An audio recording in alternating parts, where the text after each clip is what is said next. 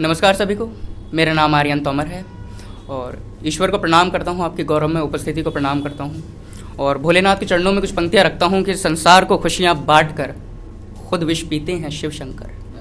संसार को खुशियाँ बांटकर खुद विष पीते हैं शिव शंकर, अपने भक्तों के सारे दुख सीते हैं शिव शंकर। जटाओं से उनकी गंगा बहती है, बस मेरी आंखें तुमको तकती रहती हैं। महाकाल भी तुम, काल भैरव भी तुम, बड़े भोले भाले हैं शिव शंकर। भांग धतूरा खाकर मतवाले हैं शिव शंकर।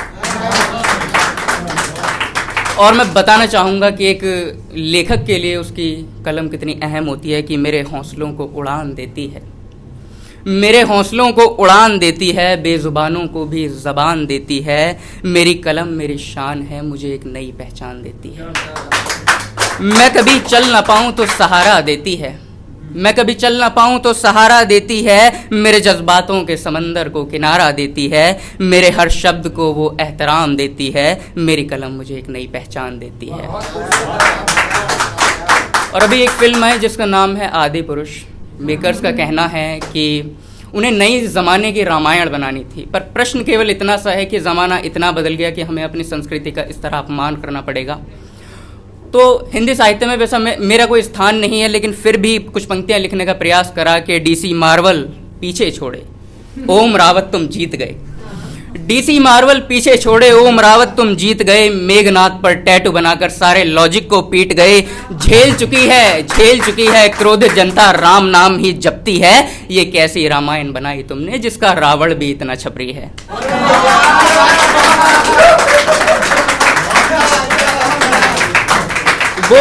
वो शिव तांडव का रचयिता था, वो शिव शंकर की छवि भी है।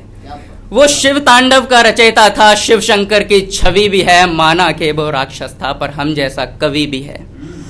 ये जो, और उस फिल्म के डायलॉग राइटर हैं मनोज मुंतशिर सर। तो कहना चाहूँगा कि ये जो डायलॉग लिखे हैं तुमने, इनका वास्तविकता से नहीं कोई मेल है जी। ये जो डायलॉग लिखे हैं तुमने, इनका नहीं कोई वास्तविकता से मेल है जी। नई रामायण बनाई तुमने पर सब पैसों का खेल है जी।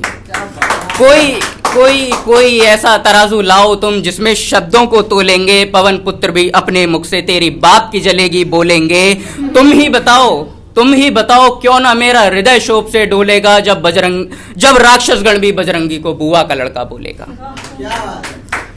राम की छवि दिखाना इतना मुश्किल था क्या? राम की छवि दिखाना इतना मुश्किल था क्या, जो ये बनाकर फेंक दिया? शब्द तो अपने बेके ही क्या, ज़मीर भी अपना बेक दिया। नया खून है माना लेकिन कथा तो वही सुना देते। माता सीता को एक जगह तुम जरा सा सभ्य तो दिखा देते। मॉडर्न कहानी कहनी थी तो इतना भी करवा देते। लंका में चमगादड़ की जगह ओला उबर भी चलवा देते। 600 करोड़ लगाकर तुमने आदि पुरुष की ठाट कही है। क्षमा कर देना मुझे अगर मैंने गलत कुछ बात कही है। और एक कविता आपके समक्ष रखता हूँ, शीर्षक है इंसानियत। कि इंसान शब्द अनजाना हो गया, इंसानियत शब्द अब अनजाना हो गया। इंसानियत को मरे अब ज़माना हो गया। कुछ घूरती हुई बुरी नज़रें चुभ जाती हैं, राह में चलती बहनों की चुन्नी खिंच जाती है।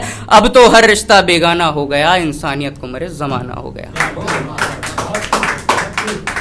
बट चुके हैं आंगन अब तो टुकड़ों में यारो, बट चुके हैं आंगन अब तो टुकड़ों में यारो। अब अलग हर किसी का घराना हो गया।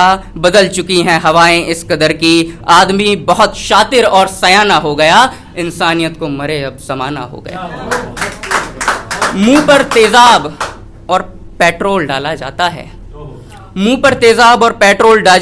जाता है। वो शैतान अपनी हैवानियत के लिए क्या क्या कर जाता है। वो अपनी करनी के परिणाम से अनजाना हो गया। इंसानियत को मरे अब ज़माना हो गया। ना आता बांटने कोई किसी के गम, अब दिल खुद के गमों का खजाना हो गया। अब तो भूल जाओ मोहब्बत की बातें हैं दोस्तों, अब शराफत का ज़माना तो फसाना हो गया। इंसानियत को मरे अब ज़माना हो गया। और सर ने साक्षी जो केस था, मर्डर केस, उसके लिए कुछ कहा, तो मैंने भी बस कुछ पंक्तियाँ लिखने का प्रयास किया और समय सीमा को देखते हुए कुछ कहूँगा कि क्यों मेरी चीखें नहीं सुनी भारत की सरकारों ने, क्यों मेरी चीखें नहीं सुनी भारत की सरकारों ने, क्यों मेरी चीखें नहीं सुनी मंदिर के भगवानों ने, क्यों मेरी चीखें नहीं सुनी पौरुष के अभिमानों ने, क्यों मेरी चीखें नहीं सुनी जलती हुई मशालों ने। कब तक निर्भया की तरह हैवानों से दबोचा जाएगा, कब तक प्रियंका की तरह मेरे जिस्म को नोचा जाएगा, कब तक साक्षी की तरह चौराहे पर चाकू से गोदा जाएगा, और कब तक मेरे जिस्म को यूं बाजार में बांटा जाएगा, आखिर कब तक मुझे यूं टुकड़ों में काटा जाएगा। अब बस करो तुम्हारे इन सब कर्मों से, भारत माँ शर्मिंदा है। इंसाफ दिलाने वालों बोलो जरा, मेरा कातिल अभी तक क्यों जिंदा है। और बिना मोहब्बत के शायरी अधूरी है। तो हमने मोहब्बत को कविताओं में पढ़ा है, बस एक बड़ी हसीन है, लेकिन इस समय मोहब्बत की वास्तविकता क्या है वो मैं बताना चाहूँगा कि केवल दिमाग चल रहे, सच्चाई से नहीं कोई वास्ता। केवल दिमाग चल रहे, सच्चाई से नहीं कोई वास्ता। प्यार अब रह गया जिस्म पाने का एक रास्ता। इंसानों की हर चाह दौलत और कोठियों में रह गई, सच्ची मोहब्बत अब केवल बोटियों में रह गई। और ईश्वर की मैं हर चीज़ के लिए बड़ा ही शुक्रगुजार हूँ, लेकिन 3 चीज़ें ऐसी हैं जो मेरे लिए बड़ी अहम हैं कि मैं भारतवर्ष में जन्मा हूँ और मुझे लिखने का कुछ हुनर दिया, और मैं एक हिंदू हूँ। इन तीनों चीज़ों का मुझे बड़ा गर्व है। तो अंत में बस 2 पंक्तियाँ कहूँगा कि दया धर्म स्नेह प्रेम के हम आदी हैं, दया धर्म स्नेह प्रेम के हम आदी हैं, गर्व से कहो हम हिंदुत्ववादी हैं। और आपने बड़े धैर्य के साथ सुना। आप सभी का बहुत बहुत आभार।